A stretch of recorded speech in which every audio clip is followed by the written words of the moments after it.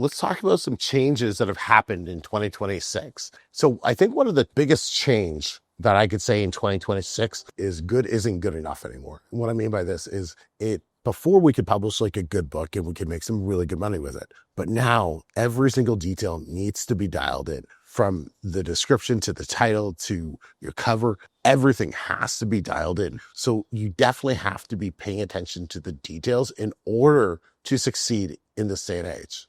The tools are better than ever right now. We have like Dibbly Create, which keeps getting better and better and better with new and tools, from their guided book flow to their design studio. We have Kip Scout that's made KDP Spy completely irrelevant. And so the tools that are coming out, and then we have just AI in general. The tools that are coming out are just so good. The cost is getting lower to use them. And that's something like, 5 years ago, oh, we wish we had tools like what we have right now. And that just makes publishing easier for you to get started, especially if you're on a lower budget. But the fundamentals have never changed. They're still there, right? Picking an in-demand topic, producing a high quality book, right? Getting reviews, running ads, like those basic things haven't changed. And guess what? They never will, because that's the fundamentals of this business.